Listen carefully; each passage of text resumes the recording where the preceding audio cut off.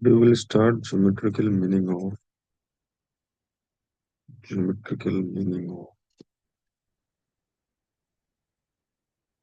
A cross B cross C cross D.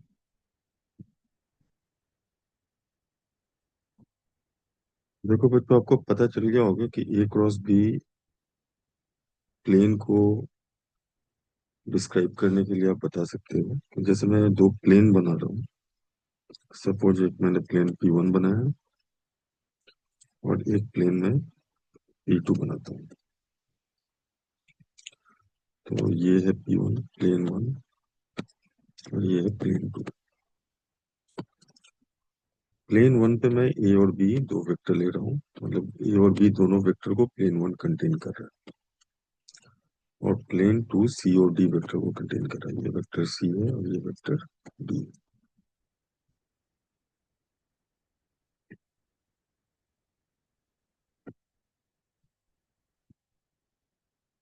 Vector C and vector D. तो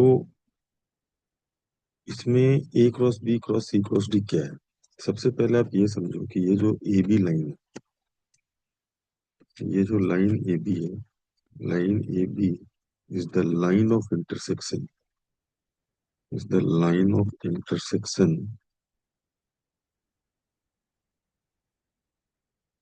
of planes one, plane one and plane two, of plane one and plane two। तो A cross B cross C cross D का क्या scene है? ये A cross B actually will give you a normal vector n1 on plane 1. Similarly,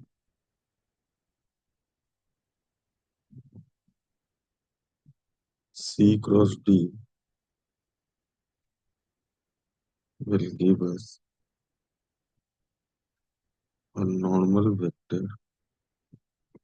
ये normal plane पे normal होगा n2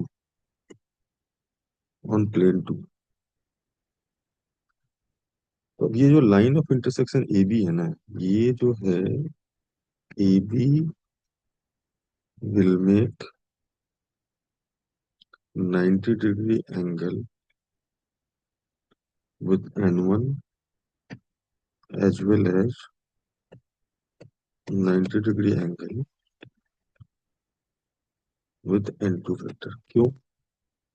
क्योंकि n1 vector जो है ना, वो प्लेन वन पे जितने भी वेक्टर है सब पे परपेंडिकुलर।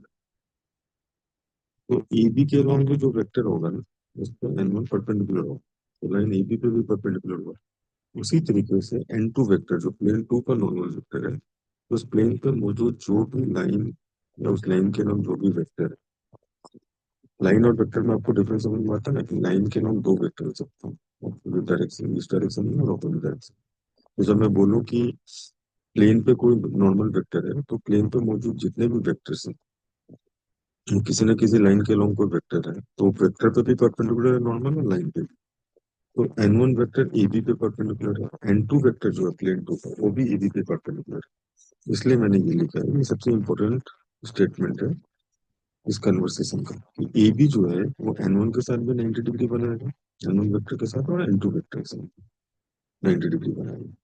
तो ए बी के डायरेक्शन में अगर मुझे कोई वेक्टर निकालना है, हेंस अगर मुझे ए बी के डायरेक्शन में कोई वेक्टर निकालना है, hence any vector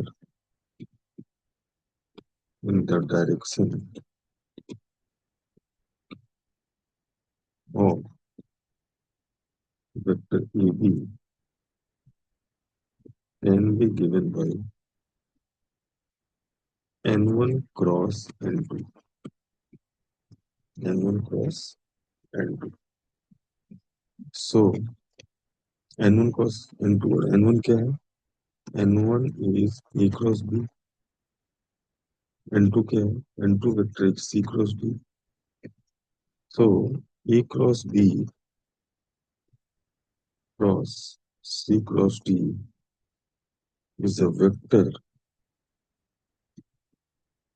along the line of intersection of plane P1 and plane P2.